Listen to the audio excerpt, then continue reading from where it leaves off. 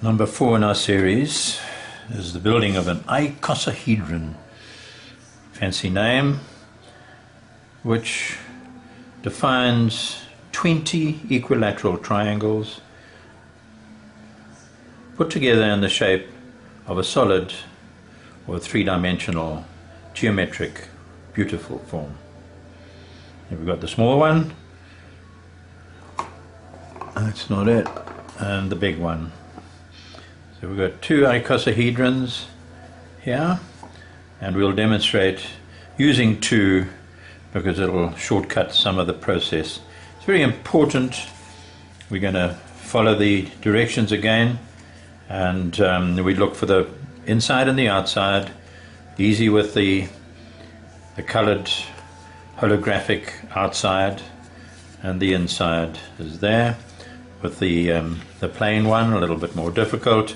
You look for the score marks and turn it over, and that is the side that will be marked up. I've already marked this one up, so I will take the smaller one, and it's quite important to get this right because this is one of the more complicated shapes that you need to follow the numbers in as you put them together, as you match up the tabs with the other side.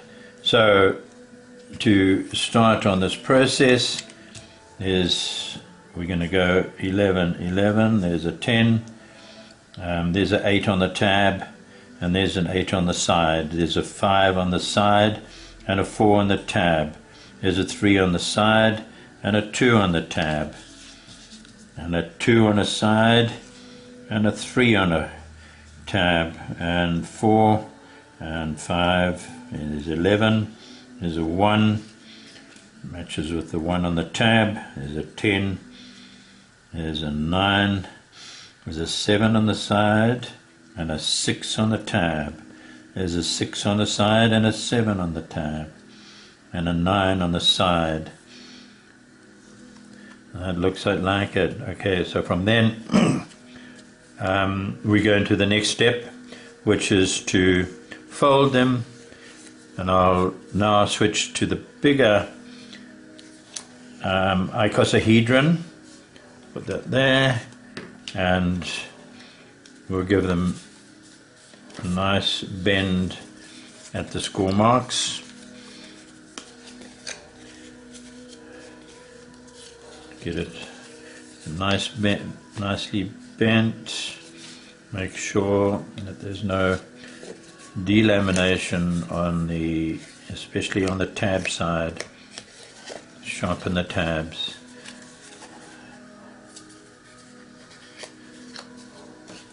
These are the tabs there. Then lots of bends. 20 different faces to this, hence the name Icosa, I believe. It defines the number of faces to the completed geometric form. Really quite interesting in its complex nature. And there we have all the score marks nicely bent, and then just flatten it out a bit as we put the two-sided tape, the adhesive. I've already put the adhesive on a lot of them, and we'll just demonstrate on these last 3.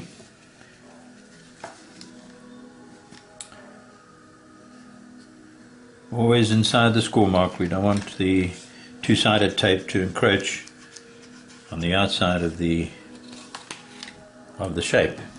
That's one.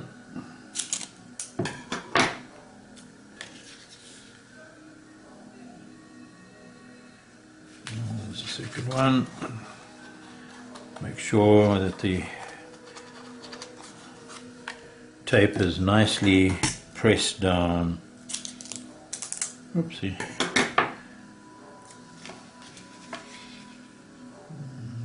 Go. Right now, so they're all tabbed up. They all have their adhesive on. Now we're going to follow the instructions that we have written up on this back. There's number 1. So do the number 1 will be number 1. This is a shape which it's very important that we follow the numbers. And I've hit a problem. There we are. Make sure that that is nicely connected and it's not going to go anywhere. Where's our number 2? There's a number 2 and a number 2. We go to the two-sided tape.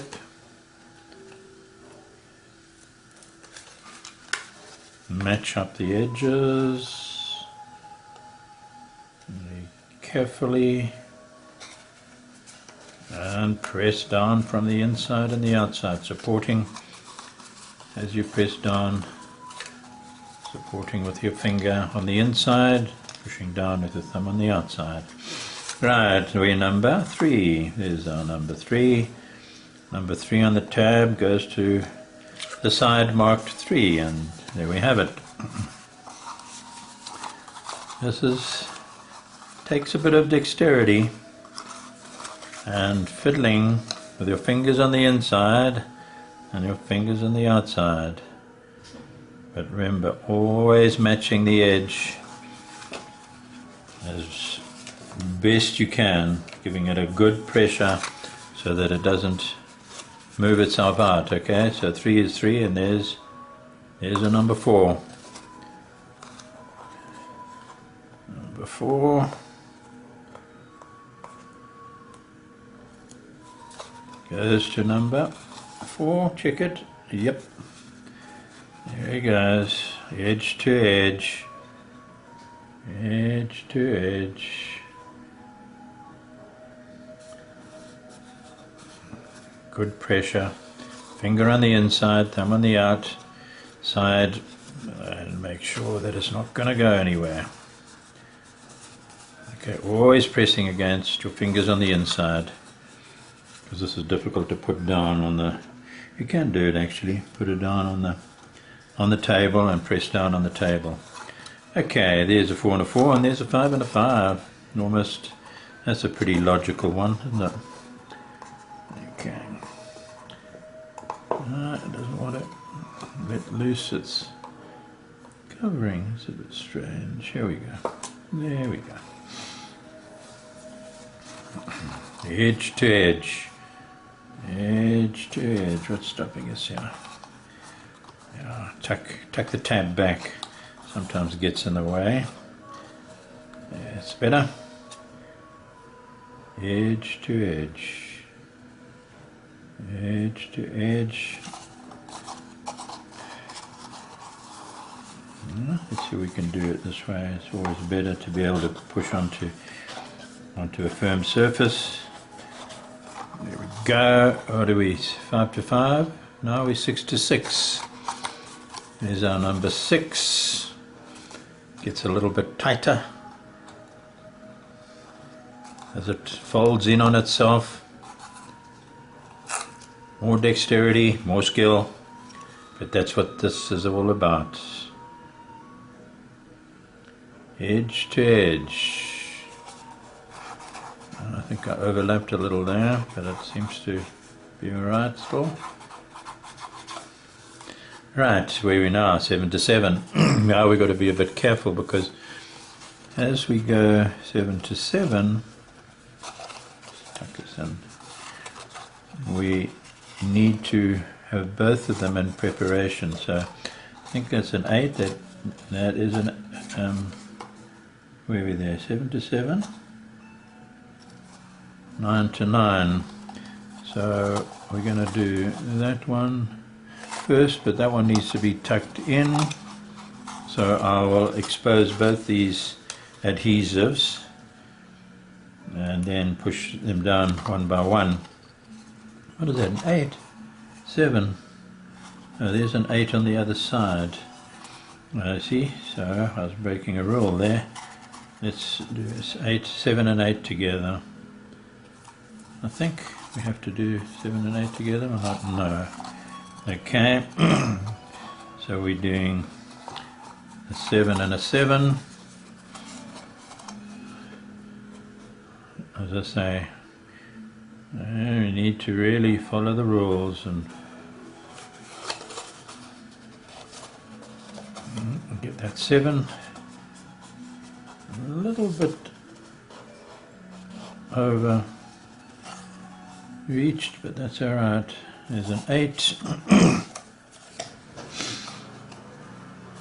8 is ready to roll. Now it's getting tight, you can see. Now we're getting tight. Now,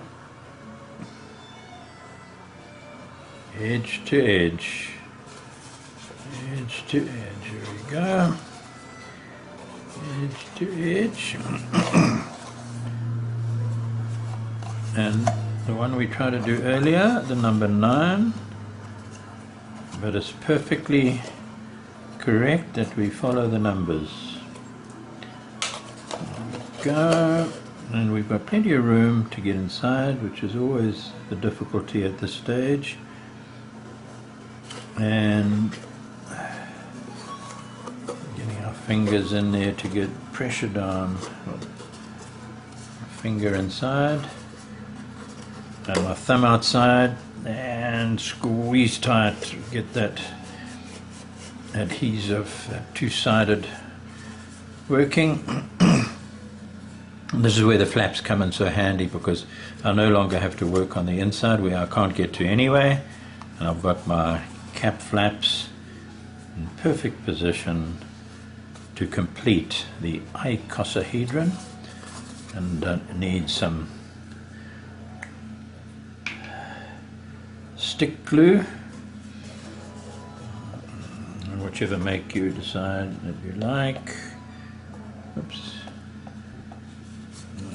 Get right to the edge so that it doesn't pull up. Or sometimes it's good. Make sure the edges are covered in glue.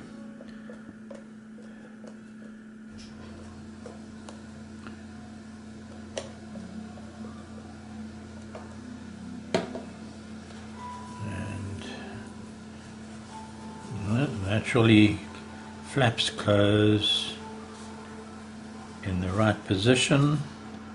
Sometimes a little bit of help is needed just to realign, but otherwise they are perfectly positioned. Needs a bit of pressure for the glue stick to make sure that they all close nicely, which they do. And there we have it. Isn't that beautiful? That is an icosahedron. It's got 20 faces to it. It's so clever. And old Plato knew what he was doing. And that's part of the sacred geometry and the pleasure of being able to create your own shape. Thank you.